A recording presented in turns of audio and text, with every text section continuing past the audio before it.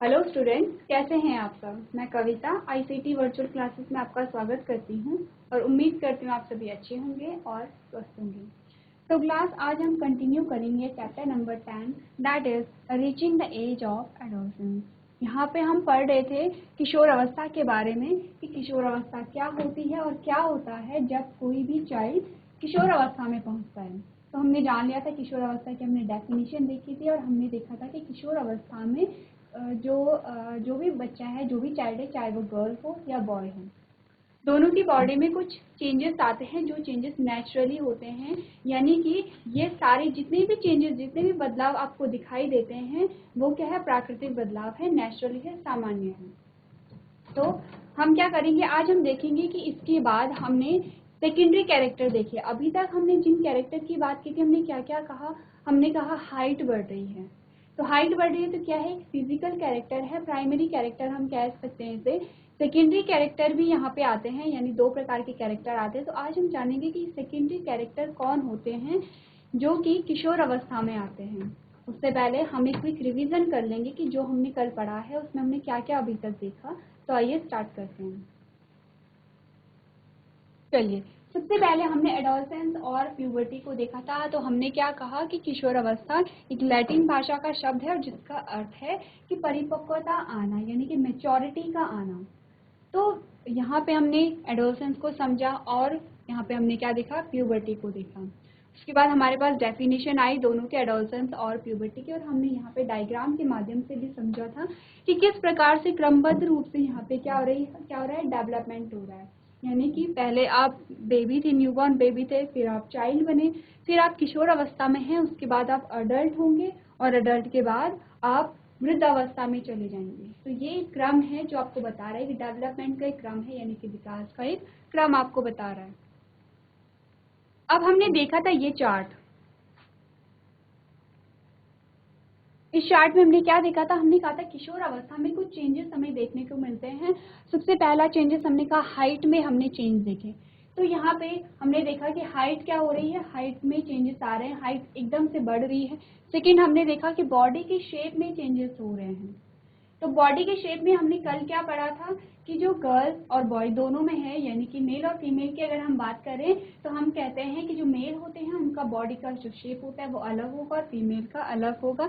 Next आता है changes in voice. तो हमने कहा था, जिसे हमने एक वॉइस बॉक्स कहा था, तो जो वॉइस होते हैं वॉइस में वॉइस बॉक्स बढ़ जाता है, यानी कि उसकी वृद्धि होती है और इसीलिए जो वॉइस होते हैं उनकी वॉइस में भारीपन होता है, उनकी आवाज़ में भारीपन आता है।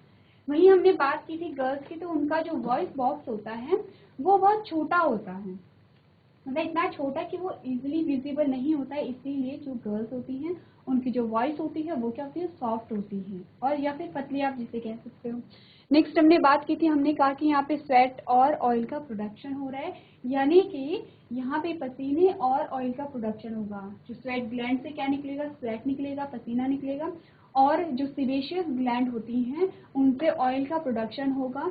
तो जब भी ऑयल का, अगर हमारे बॉडी में जो सीबेशियस ग्लैंड है वो आवश्यकता से अधिक ऑयल का प्रोडक्शन कर रही है, तब क्या आता है, हमारे फेस में हमें पिंपल्स देखने को मिलते हैं। तो जिसके फेस में ज़्यादा पिंपल्स आप देखते हो तो इसका क्या अर्थ है कि जो सीबेशियस ग्लैंड है वहाँ से जो ऑयल का प्रोडक्शन है उस इंसान या उस बच्चे में वो ज़्यादा हो रहा है। क्योंकि हम देखते हैं कि सब में पिंपल्स एक जैसे नहीं होते हैं। किसी के फेस पे क्या होता है, किसी के फेस पे पिंपल आते ही नहीं है, ऐसा भी देखा गया है। किसी के फेस पे बहुत कम आते हैं और किसी के फेस पे इतने पिंपल आते हैं कि वो पूरा जो फेस है वो पिंपल से भरा हुआ रहता है। तो ये क्या हमें इंडिकेट करता है, ये हमारी ग्लैंड की स्थिति को यहाँ पे इंडिकेट कर रहा है, यानी कि जो हमारी ग्रंथियाँ होती हैं हमें बताता है कि हमारी ग्रंथियाँ किस प्रकार से स्रावित कर रही हैं। अब जो ऑयल का जो प्रोडक्शन हो रहा है वो हर किसी की बॉडी में हो रहा है। ऐसा नहीं है कि किसी की, अगर किसी को पिंपल नहीं होता है तो उसकी बॉडी में सीबेशियस ग्लैंड नहीं होगा, ऐसा नहीं होता है।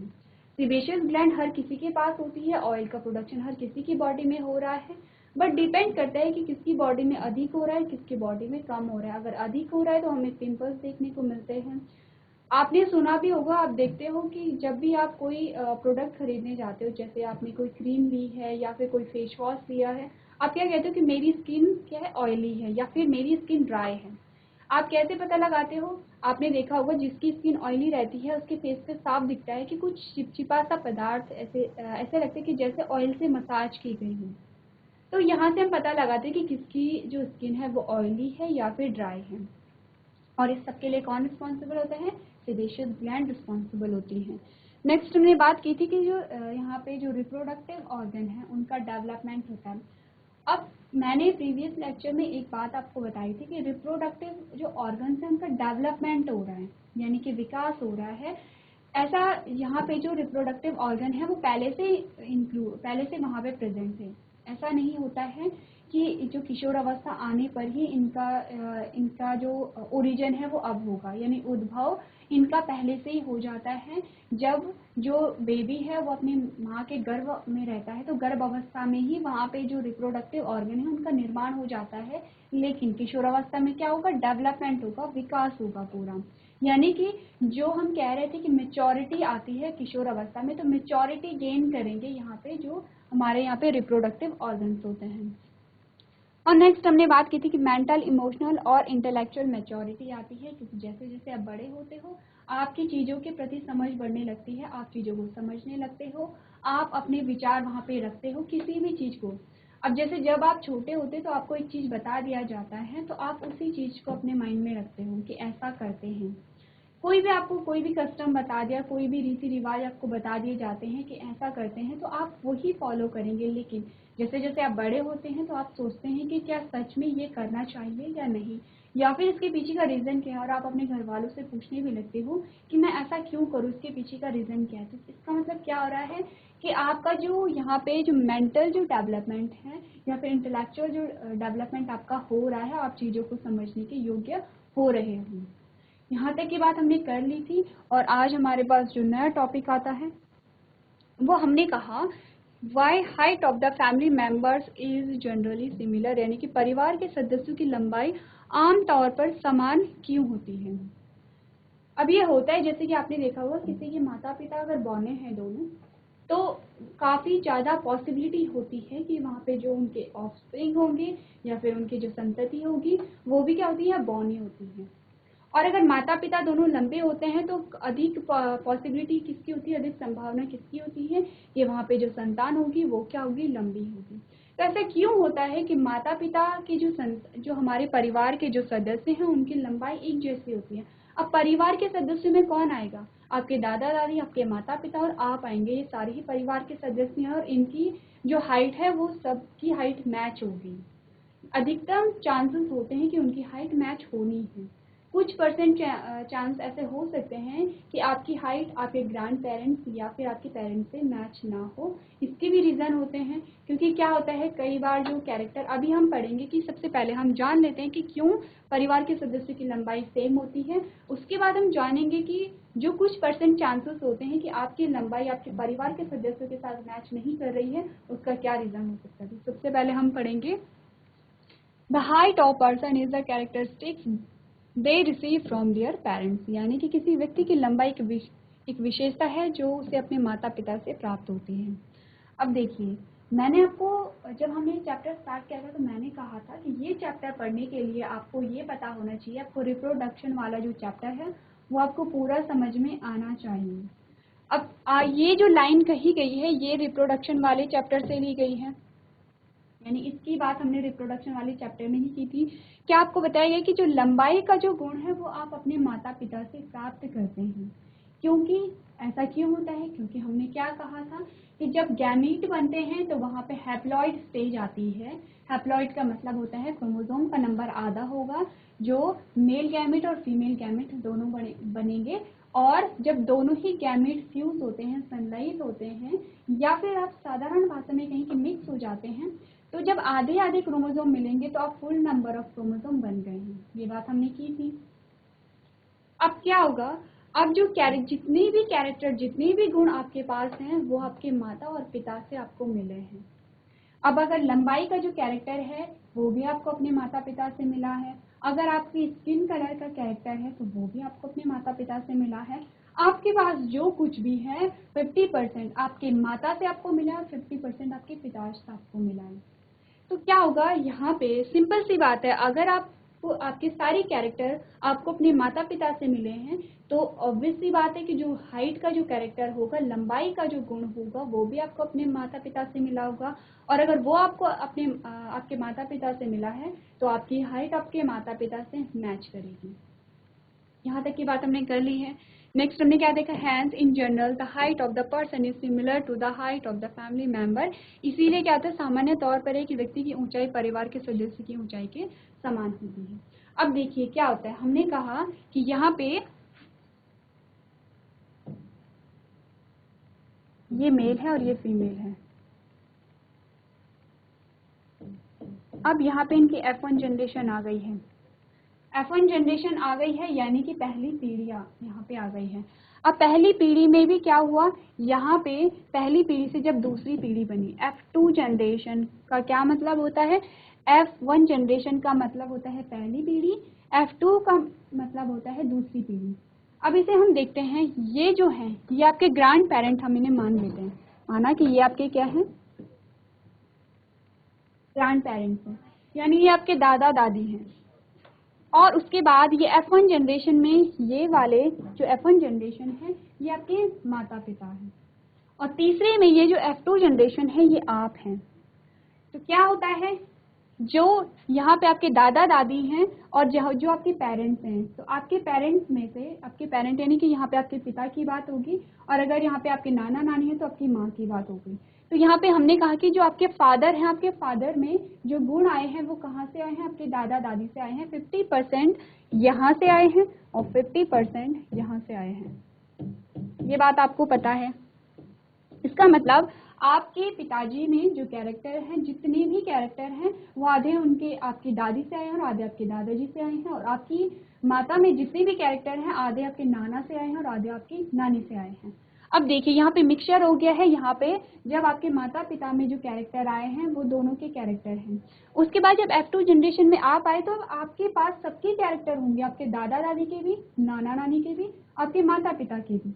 तो क्या होता है, मैंने आपसे कहा था कि कुछ चांसेस ऐसे हो सकते हैं कि आपकी जो हाइट है आपके पेरेंट्स से मैच नहीं हो रही है। हो सकता है कि आपकी जो हाइट है वो आपके नाना नानी से मैच हो रही हो सकता है आपके दादा दादी से हो रही हो। तो कभी कभी क्या होता है कि माता पिता के कैरेक्टर ना आके ग्रैंड पेरेंट्स के कैरेक्टर आ जाते हैं। जैसे कोई एक गुण होता है, हम यहाँ पे एग्जाम्पल ले लेते हैं कि आपके दादा दादी दोनों बहुत लंबे थे, दोनों की हाइट बहुत अच्छी थी, लेकिन आपके जो दादा दादी हैं उनके जो ग्रैंड पेरेंट्स होंगे या फिर उनके जो पेरेंट्स होंगे उनकी हाइट बहुत छोटी थी। तो जो आपके पेरेंट्स यहाँ पे आए, जो आपके फादर यहाँ पे आए, आपके फादर की जो हाइट है वो छोटी आ गई। अब वो छोटी क्यों आई, क्योंकि यहाँ पे आपके फादर के माता पिता तो लंबे थे लेकिन आपके फादर के जो दादा दादी थे वो छोटे थे, तो उनका गुण उनमें आ गया है। तो आपके यहाँ पे जो F1 जनरेशन में आपके फादर थे, आपके फादर की हाइट छोटी थी। उसके बाद जब आप यहाँ पे F2 जनरेशन में आए तो आपकी हाइट यहाँ पे लंबी हो गई है। अब ये क्या इंडिकेट कर रहा है, हाइट का जो कैरेक्टर था वो आपके दादा दादी से आप में आ गया है, क्योंकि जो लंबी हाइट का कैरेक्टर था, वो लंबी हाइट का कैरेक्टर आपके पिताजी में है लेकिन वो खुद को प्रदर्शित नहीं कर पा रहा है। लेकिन जब वो हाइट का गुण आप में आया तो उसने खुद को प्रदर्शित किया और आप लंबे हो गए हैं।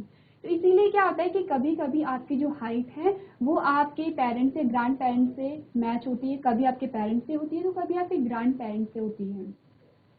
तो ये यहाँ पे यही इस लाइन में आपको यही बताया गया है कि जो भी कैरेक्टर होते हैं आपको अपने पेरेंट्स से, अपने ग्रैंड पेरेंट्स से मिलते हैं, और इसीलिए यही रीज़न है कि जो हमारे परिवार के सदस्य होते हैं उनके बीच जो हाइट होती है वो सिमिलर होती है, समान होती है। तो यहाँ तक की बात क्लियर है।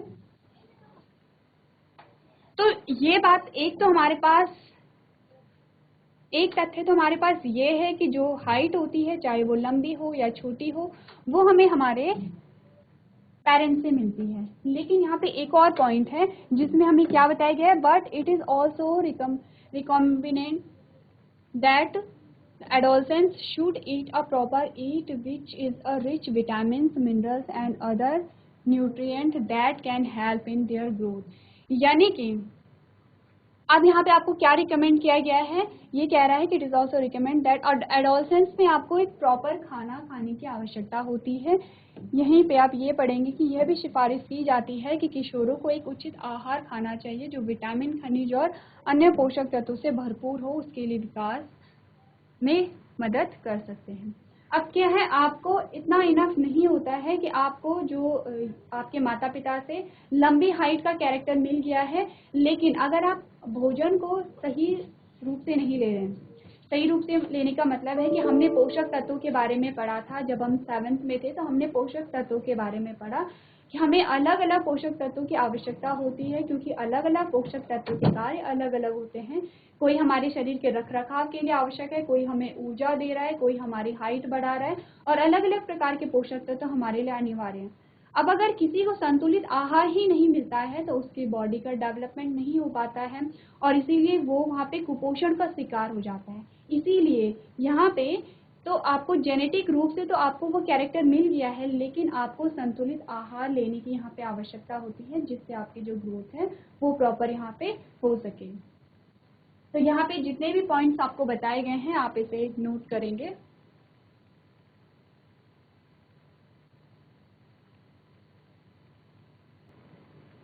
चलिए, तो इसके बाद जो नेक्स्ट हमारे पास टॉपिक आता है वो है what are secondary sexual character. अब मैंने आपको बताया था कि हमारे पास दो प्रकार के कैरेक्टर आते हैं, प्राइमरी यानी कि प्राथमिक, और सेकेंडरी यानी कि द्वितीय जो आते हैं। तो हमने क्या कहा, यहाँ पे हम पढ़ेंगे at puberty some changes occur in both male and female that distinguish them from each other. अब ये बात हम कर चुके हैं कि किशोर अवस्था में यहाँ पे चेंजेस आते हैं, और जो चेंजेस होते हैं वो वहाँ पे डिस्टिंग्विश करता है मेल और फीमेल को। नेक्स्ट हमने क्या बात की है, the features that develop in them are called a secondary sexual character. अब देखिए, एक तो होता है, हमने कहा कि हाइट बढ़ रही है, वो मेल की भी बढ़ रही है और वो फीमेल की भी बढ़ रही है, लेकिन कुछ ऐसे कैरेक्टर यहाँ पे डेवलप होंगे जिससे मेल और फीमेल में यहाँ पे डिस्टिंग्विश, यानी कि मेल और फीमेल में यहाँ पे हम क्या करेंगे, उन्हें अलग अलग उनमें डिफ्रेंशिएट कर सकेंगे। तो हम क्या कह रहे थे, हमने कहा यहाँ पे सेकेंडरी कैरेक्टर आते हैं, द्वितीय गुण आते हैं, जिससे कि हम ये रिकॉग्नाइज, हम ये पहचान पाते हैं कि ये बॉय है और ये गर्ल है। तो कौन कौन से वो कैरेक्टर होते हैं, हमने कहा in boys some secondary sexual character are facial hair growth. अब आप देखते हो कि यहाँ पे जो बॉयज होते हैं उनके फेस पे वहाँ पे हेयर ग्रोथ होने लगती है, जिसे हम कहते हैं कि बॉयज में उनकी जो बियर्ड आने लगती है। सेकेंड हमने क्या देखा, growth of hair on the chest, under the arms and pubic area. उनके चेस्ट में, अंडर आर्म्स में और प्यूबिक एरिया में वहाँ पे हेयर ग्रोथ होने लगती है। ये किसके कैरेक्टर हैं, बॉयज के कैरेक्टर हैं। नेक्स्ट हमने क्या देखा, हमने कहा some secondary sexual characteristics in girls. अब गर्ल्स में क्या क्या है, यहाँ पे सेकेंडरी कैरेक्टर आ रहे हैं। हमने कहा यहाँ पे डेवलपमेंट ऑफ ब्रेस्ट, ब्रेस्ट का यहाँ पे डेवलपमेंट स्टार्ट हो जा रहा है। और सेकंड हमने क्या कहा, growth of hair under arms and pubic area. ये जो कैरेक्टर हैं ये आते हैं सेकेंडरी कैरेक्टर्स में। चलिए, इसके बाद जो नेक्स्ट हमारे पास आता है वो है व्हाट आर हॉर्मोन्स। अब यहाँ पे हॉर्मोन्स की बात आ गई है कि हॉर्मोन्स क्या होते हैं, और इम्पॉर्टेंट टॉपिक है हॉर्मोन्स के बारे में। आपके पास हॉर्मोन्स के बारे में पूछा जाएगा, आपको आपकी बुक में डायग्राम में बताया भी गया, एंडोक्राइन और एक्सोक्राइन हॉर्मोन्स के बारे में आपको बताया गया है। तो क्या होते हैं हॉर्मोन्स, आप पढ़ेंगे there are endocrine glands present in humans with a secrete chemical substance in the body is called the hormone। क्या होते हैं हार्मोन, कि मनुष्य में अंतःस्रावी ग्रंथियां होती हैं जिनसे शरीर में रासायनिक पदार्थों का स्राव होता है, जिन्हें हम हार्मोन कहते हैं। अभी तक आपने क्या जाना, हार्मोन क्या है, यहाँ पे एक केमिकल है, एक रासायनिक क्या है, केमिकल है, तो रासायनिक पदार्थ है ये। अब इसकी क्या कार्य होते हैं वो हम आगे देखेंगे, अभी तक आपको सिर्फ ये याद रखना है, हार्मोन क्या होते हैं, रासायनिक पदार्थ होते हैं या फिर केमिकल सब्सटेंस होते हैं, जो कि हमारी बॉडी, हमारे शरीर के अंदर ग्रंथियां होती हैं और उनके द्वारा स्रावित की जाती हैं। तो ये जो केमिकल्स हैं किसके द्वारा रिलीज किए जा रहे हैं, किसके द्वारा स्रावित किए जा रहे हैं, हमारी बॉडी के अंदर जो यहाँ पे ग्रंथियां होती हैं। और किस प्रकार की ग्रंथियां हैं, अंतःस्रावी ग्रंथियां यानी कि एंडोक्राइन ग्लैंड्स होती हैं। नेक्स्ट हम क्या देखेंगे, हम देखेंगे these chemical substance are responsible for the changes in human body at the time of puberty. चलिए, तो हम बात क्या कर रहे थे, हमने यहाँ पे क्या कहा कि यौवन के समय मानव शरीर में परिवर्तन के लिए ये रासायनिक पदार्थ जिम्मेदार होते हैं। अब जब से हमने ये चैप्टर स्टार्ट किया है, हम एक ही बात कह रहे हैं कि किशोर अवस्था के दौरान हमारे शरीर में कुछ परिवर्तन आते हैं। लेकिन ये परिवर्तन क्यों आते हैं, हमने कहा कुछ ऐसे लिक्विड नुमा पदार्थ होते हैं जिसे हम तरल पदार्थ कह सकते हैं, उन्हें हम हार्मोन्स कहते हैं। और हार्मोन्स क्या होते हैं, कुछ केमिकल्स होते हैं। अब ये जो केमिकल है ये हमारी बॉडी के अंदर स्रावित हो रहा है और यही इस परिवर्तन के लिए रिस्पॉन्सिबल होता है, यानी कि उत्तरदायी होता है। अब अभी तक आपको याद ये रखना है कि हमारे बॉडी में कुछ ग्रंथियां होती हैं। दो प्रकार की ग्रंथियां होती हैं, अंतःस्रावी ग्रंथियां और बाह्यस्रावी ग्रंथियां। तो यहाँ पे जो अंतःस्रावी ग्रंथियां होती हैं उनमें से कुछ रासायनिक पदार्थ निकलते हैं जिन्हें हमने हार्मोन कहा है। और यही हार्मोन क्या होते हैं, जब किशोर अवस्था के दौरान परिवर्तन के लिए रिस्पॉन्सिबल होते हैं। लेकिन हमने क्या कहा, हमने कहा the hormones act as a messenger and are responsible for the transporting signal from a cell to another। क्या करते हैं ये हार्मोन, संदेशवाहक के रूप में कार्य करते हैं, यानी कि मैसेज को पास कराते हैं। ये हार्मोन कहाँ से कहाँ कराते हैं, एक कोशिका से दूसरी कोशिका तक संकेतों के परिवहन के लिए जिम्मेदार होते हैं। अब हमने जब सेल वाला चैप्टर पढ़ा था तो हमने कहा था हमारी बॉडी मिलियंस ऑफ सेल से बनी हुई है, बहुत सारे सेल से हमारी बॉडी बनी हुई है। तो क्या होता है, यहाँ पे जो हार्मोन्स होते हैं ये एक सेल से दूसरे सेल में मैसेज को पहुंचाते हैं। क्योंकि क्या हो रहा है, जब डेवलपमेंट हो रहा है, जो भी परिवर्तन हमें दिखाई दे रहे हैं, ये जो किस स्तर का परिवर्तन हो रहा है, सेलुलर स्टेज का, यानी कि कोशिकीय स्तर पर ये चेंजेस हो रहे हैं। अब हमारी जो बॉडी, हमारी जो हाइट बढ़ रही है, लंबाई बढ़ रही है, तो कैसे बढ़ रही है, क्योंकि कोशिका के नंबर में यहाँ पे इंक्रीमेंट हो रहा है।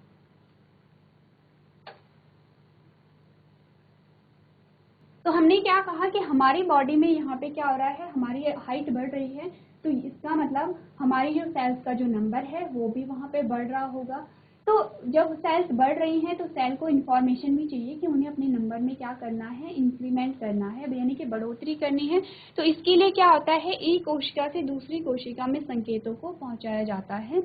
Hence they evoke a response from the various organs of the body and tissue। Hormones have a certain properties or a characters। तो क्या होता है, इसलिए वे शरीर के विभिन्न अंगों और ऊतकों से प्रतिक्रिया उत्पन्न करते हैं। यानी कि हार्मोन्स का क्या काम है, ये मैसेजेस को देते हैं, मैसेजेस को देते भी हैं और पहुंचाते भी हैं। यानी कि पहले वो एक सेल को मैसेज देंगे, उस सेल का मैसेज फिर से क्या करेंगे, वो लेके आएंगे। तो यहाँ पे क्या कर रहे हैं, ये सिग्नल का विनिमय कर रहे हैं, यानी कि सिग्नल को एक जगह से दूसरी जगह भेज रहे हैं। अब यहाँ पे जो हार्मोन्स हैं उनके कुछ विशेषताएं, कुछ गुण होते हैं। तो उनकी विशेषताओं के बारे में जब हम पढ़ेंगे, किनकी, हम हार्मोन्स की बातें कर रहे हैं, जब हम हार्मोन्स की विशेषताओं के बारे में पढ़ेंगे तब हमें और अच्छे से पता चलेगा कि हार्मोन्स क्या होते हैं। तो ये जो स्लाइड है ये इम्पॉर्टेंट है, यहाँ पे आपको इम्पॉर्टेंट चीज याद रखनी है। अंतःस्रावी ग्रंथियों से हार्मोन्स निकलते हैं। हार्मोन्स क्या है, रासायनिक पदार्थ हैं। काम क्या है इनका, कि मानव शरीर में परिवर्तन लाते हैं। और कैसे परिवर्तन लाते हैं, एक संदेशवाहक के रूप में ये कार्य करते हैं। ये इम्पॉर्टेंट कुछ पॉइंट्स हैं जिसे आपने अपनी कॉपी में नोट करना है।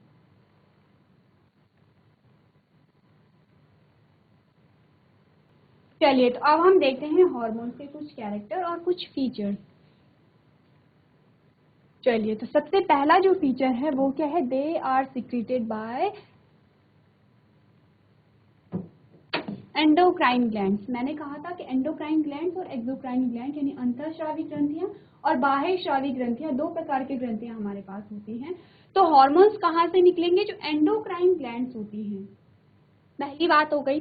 सेकेंड हमारे पास आता है, they circulate the body fluid. क्या करते हैं ये body fluid, circulate in the body fluid, यानी कि अब जो एंडोक्राइन ग्लैंड्स होती हैं ये हार्मोन्स जब रिलीज करती हैं तो ये कहाँ करती हैं, हमारे ब्लड में रिलीज करती हैं।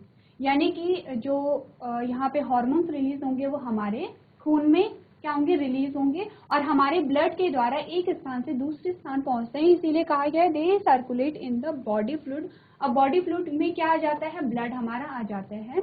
यानी कि रक्त आ जाता है। सेकंड थर्ड हमारे पास क्या आता है, they are responsible for regulating the behaviour of the target cell. क्या करता है, ये जो टारगेट सेल होती है उसके बिहेवियर को रेगुलेट करता है। अभी हमने क्या कहा था कि ये जो हार्मोन्स होते हैं वो मैसेज पास कराते हैं एक सेल से दूसरी सेल में। तो हार्मोन्स के द्वारा जो टारगेट सेल होती है, अब टारगेट सेल क्या हुई, वो सेल जिसे मैसेज को पहुंचाना है। तो जो टारगेट सेल होती है उसके बिहेवियर को रेगुलेट करते हैं, यानी कि नियमित करते हैं कौन, हार्मोन। फोर्थ हमारे पास क्या है, they cause long term effect in the body like a change in behaviour, change in growth, development of organs, puberty और मेनोपॉज एक्सेट्रा। अब जो हार्मोन्स के द्वारा जो प्रभाव हमें देखने को मिलते हैं, जो इफेक्ट हमें देखने को मिलते हैं, वो उनका जो प्रभाव होता है वो लंबे समय तक रहता है। कैसे होता है, जैसे कि बिहेवियर में चेंज हो गया। अब जब किशोर अवस्था के दौरान आपने देखा होगा वहाँ पे बहुत सारे चेंजेस होते हैं, यानी कि किसी भी चीज़ को लेके आपका जो नज़रिया होता है, आपका जो बिहेवियर होता है वो चेंज यहाँ पे हो जाता है। और ग्रोथ की बात तो हम स्टार्टिंग से कर ही रहे हैं। तो क्या होता है, जो ग्रोथ एक बार बढ़ जाती है ऐसा नहीं होता है कि उसके बाद घट रही है। हाँ, जब वृद्धावस्था में कोई भी मनुष्य पहुंचता है तब उसकी हाइट कम होने लगती है, क्योंकि वहाँ पे जो सेल्स होते हैं वो उनकी डेथ होनी शुरू हो जाती है। लेकिन अगर हम नॉर्मली कहें कि किशोर अवस्था में जितनी आपकी हाइट है, अडल्ट में जब आप अडल्ट हो जाओगे तब भी आपकी हाइट उतनी ही बनी रहती है। हमने कहा डेवलपमेंट ऑफ ऑर्गन्स। अब ऑर्गन्स का एक बार डेवलपमेंट हो गया है, यानी उनका विकास हो गया है, तो फिर वो उसी स्टेज में रहेंगे। ऐसा नहीं है कि अभी डेवलपमेंट हो गया है और बाद में वो जो डेवलपमेंट है वो फिर से वापस हो गया, ऐसा नहीं होता है। हमने कहा प्यूबर्टी और मेनोपॉज। अब जो मेनोपॉज होता है, यानी कि मेनोपॉज क्या होता है, जो मेंस्ट्रुएशन है वो जब कंप्लीटली बंद हो जाता है कि 45 टू 50 की एज में, उसे हम मोनोपॉज कहते हैं। वो भी क्यों हो रहा है, क्योंकि यहाँ पे हार्मोन्स निकल रहे हैं। तो आप देख सकते हो ये जो हार्मोन्स हैं ये क्या क्या यहाँ पे फंक्शन कर रहे हैं और कितने बड़े लेवल तक यहाँ पे कार्य कर रहे हैं। चाहे आप मोनोपॉज की बात ले लीजिए, ऑर्गन का डेवलपमेंट ले लीजिए, या फिर हाइट ले लीजिए, ये सारे जो कैरेक्टर हैं ये क्या हैं, बहुत बड़े कैरेक्टर हैं और परमानेंट चेंजेस होते हैं इनमें। नेक्स्ट हमने क्या कहा, hormones are secreted in a limited quantities from the time to time whenever they are required by the body. अब जो हॉर्मोन्स का सिक्रीशन होता है, हॉर्मोन्स का जो उत्पादन होता है, ऐसा नहीं है कि वो होता ही जा रहा है या फिर वो किसी भी मात्रा में वहाँ पे श्रावित हो रहे हैं। जो हार्मोन्स होते हैं उनका सिक्रीशन तभी होता है जब उनकी आवश्यकता होती है। फॉर एग्जांपल हमने कहा मोनोपॉज। मोनोपॉज को हमने क्या कहा, जब मेंस्ट्रुएशन वहाँ पे बंद हो जाती है। तो जब मेंस्ट्रुएशन बंद होने का टाइम आएगा तभी हार्मोन्स वहाँ पे रिलीज होंगे, यानी 45 टू 50 की एज में ही हार्मोन्स वहाँ पे रिलीज होंगे। हमने कहा डेवलपमेंट ऑफ ऑर्गन्स, यानी कि अगर हम बात करें जो रिप्रोडक्टिव ऑर्गन्स है, तो हमने कहा जब किशोर अवस्था की एज आएगी तभी वहाँ पे हार्मोन्स रिलीज हो रहे हैं और तभी वहाँ पे क्या हो रहा है, ऑर्गन्स का डेवलपमेंट हो रहा है। तो क्या होता है, समय के अनुसार ये हार्मोन्स वहाँ पे निकलते हैं और आवश्यकता अनुसार उनकी मात्रा वहाँ पे होती है। ये बात हो गई क्लियर। नेक्स्ट हमारे पास आता है different glands present in the body are responsible for the secretion of a different hormone. अब जो हार्मोन्स होते हैं, याद रखेंगे हम हार्मोन नहीं कह रहे, हम हार्मोन्स कह रहे हैं, यानी कि एक हार्मोन की बात नहीं हो रही है, अलग अलग प्रकार के हार्मोन्स की बात हो रही है। तो यहाँ पे सिर्फ एक ही हार्मोन नहीं होता है, बहुत सारे हार्मोन्स होते हैं और बहुत सारे हार्मोन्स अलग अलग प्रकार के ग्लैंड से स्रावित होते हैं। नेक्स्ट हमारे पास क्या है, the nervous system regulates the flow of a hormones in the body, यानी कि जो यहाँ पे जो हार्मोन्स का सिक्रीशन हो रहा है, चाहे उसकी मात्रा कहिए या फिर उसका टाइमिंग कहिए, सब कौन रेगुलेट कर रहा है, यहाँ पे नर्वस सिस्टम रेगुलेट कर रहा है। तो ये कुछ यहाँ पे क्या है, कैरेक्टरिस्टिक्स हैं किसके, यहाँ पे हार्मोन्स के कैरेक्टरिस्टिक्स हैं। तो क्लास आज हमने पढ़ा कुछ हार्मोन्स के बारे में। तो आज के सेशन में हम इतना ही करेंगे। अभी तक क्लास में बने रहने के लिए आपका धन्यवाद।